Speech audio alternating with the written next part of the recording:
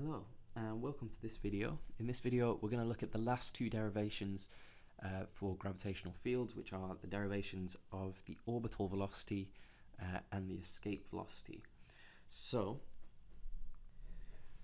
we'll start with the orbital velocity first and then we'll move on to the escape velocity afterwards. So our whole goal for this derivation of the orbital velocity is we're saying if we know that we have a body, so we have a mass here, let's say this is Earth, and we have some body, maybe this is the moon, maybe it's a satellite, and it's just orbiting Earth in a circular motion.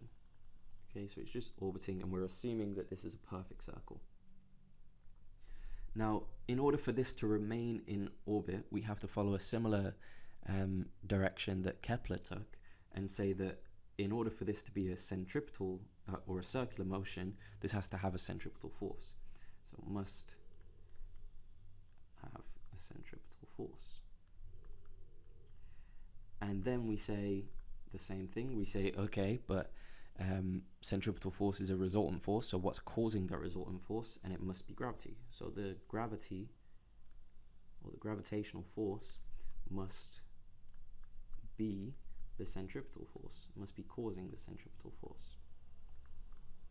And so from this, we can then do the same thing, and we say that we know the gravitational force, F, must be gmm over r squared, because we're in a radial field, and we know that the centripetal force we could write as either mv squared over r or m omega squared r. Now, in Kepler's third law, we're looking for a time period, so we wanted to get this omega there so we could make a time period. But now we're looking for a velocity, so we're going to actually choose this one. So now what we can do is first equate these two forces, because if they're both doing the same effect, so they're both causing it to move in a circle, then the magnitude of them must be the same. And the first thing we did in the Kepler's law video is cancel out these masses, and we can do that again. So it means that the velocity that something is orbiting with doesn't actually depend on the mass of the object. And then you can look at the rest of the variables and see that it actually only depends on the mass of the planet that you're orbiting and the radius away that you are. And actually I could also cancel out a second r on the bottoms of these. So I end up with an expression straight away that v squared must be gm over r, just by cancelling these m's and cancelling one r on both sides. And therefore that leads to my orbital velocity, which I'm going to write as v orbital, is equal to the square root of gm over r. So this is a pretty straightforward derivation, but it does mean that actually the velocity when you're orbiting it does actually only depend on the distance you are away from the planet. So if you then say, and you can also tell it's inversely proportional. So a key thing from here is we can prove something that we looked at in the energy video, where we're saying that the orbital velocity is proportional to 1 over the square root of r, which means as the radius decreases, that means that the velocity of the orbit increases. And what we said in the work done video is that as you get closer to the planet, you increase kinetic energy. And we're proving that this is true now, because we're saying that as we get closer to the planet, our orbital velocity is going to increase, and hence our kinetic energy is also going to increase. So this then makes sense and also helps to back up the rest of our knowledge about this. And so they can ask you questions where they will give you either the mass of the planet. They'll usually give you that it's Earth, because you have the mass of Earth in your formula sheet, and they'll tell you the radius that it is away, and they'll ask you to calculate the orbital velocity, or they'll give you the orbital velocity and ask you to calculate the radius, or something along these lines. But it all boils down to this equation.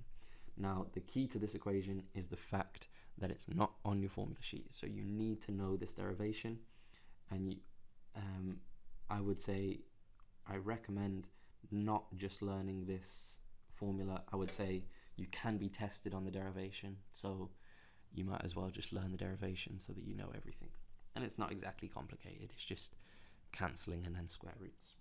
So the way I remember how to start this is that in order to stay in a constant orbit, forces must balance.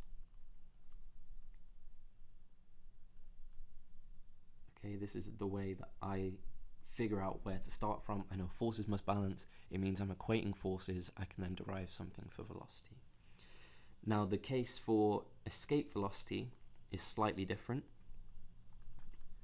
because if we want to escape a planet or a body or a star or something like this, we don't want the forces to be equal anymore, right? We actually want to move along potential lines. We need to get away from the planet, which means we need to increase our potential, which means we have to do work, right? We have to put in energy.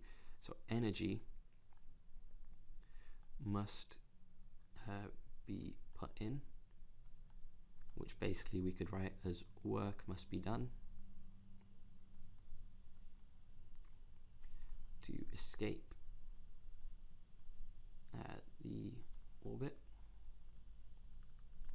Okay, which means we can't equate forces for this one. In this case, we're actually saying that we need to put in enough kinetic energy.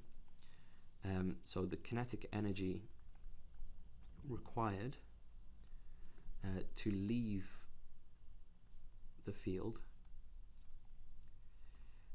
is going to be equal to the amount of potential energy that you have at that point in the field.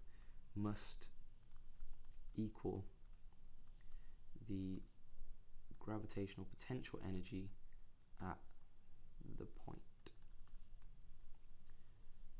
Okay, now it's a fair question to ask, why is this true?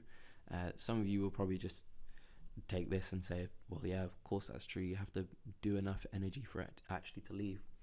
But that's exactly what the definition of the potential is, right? The potential is the amount of energy per unit mass required to move an object from infinity to that point. Okay, now if we want to do the opposite of that, we have to put in energy such that it can move from that point to infinity, because we know it can't leave the field until it's an infinite distance away. And so we're saying that whatever energy has been transferred for it to come down to this point must be the same amount of energy for it to go back up. Doesn't really matter which direction it goes in. Energy is a scalar, so it'll be the same both ways. It's just that one will lose energy, one will gain energy. So this means that we can equate energies. And like I've said, we're going to equate the kinetic energy of something, which doesn't change in a field, it's still half mv squared, to the gravitational potential energy at a certain point. And we've looked at in the work done video, the gravitational potential energy is gmm over r. And again, the first step is always the same with these things. We're just going to cancel this m. It doesn't matter what the mass of the object is. It only matters what the mass of the planet or the star that you're trying to leave is, and the distance that you are away from that. So if you're on the surface of the Earth, for example, you will then need to put in enough energy for you to escape from the surface to infinity. But if you're like 3 billion light years away, and then you want to escape from 3 billion light years away to infinity, you'd have to put in a different amount of energy. It would still be huge, and on the grand scale of things, it would be a minor difference if you're trying to get to infinity. We know it's not exactly realistic, but it makes sense for the case that we're going to try and argue, which is that there is a boundary to a gravitational field. So from this point, I'm then going to multiply up across by 2, so that's going to leave me with v squared is equal to 2gm over r, and then of course last thing is my escape velocity is the square root of 2gm over r, and this is a valid expression for the escape velocity. Okay, now something that you can probably notice from this, looking at the difference between the escape velocity and the orbital velocity is that your orbital velocity, that I'm going to write down here, is just the square root of gm over r, which is inside here, and your escape velocity is the square root of 2gm over r. Now the difference is that you could also write your escape velocity, because the only difference in here is this factor of the square root of 2. So you could also say, if you wished, that the escape velocity is just root 2 times the orbital velocity. And this also means you can have a ratio of the escape velocity to the orbital velocity to always be root 2, which is kind of a strange outcome for it to just be this random number, but it's always true. It's kind of, it doesn't matter what radius you start at, what amount of energy you have to put in, it's just always the velocity that you have to escape with divided by the velocity of the, or divided by the orbital velocity would have to be root 2. Okay, so these are the two derivations you need to know for this. You will be asked to apply these, so I would recommend learning the derivations, not just the equations, and thank you for watching.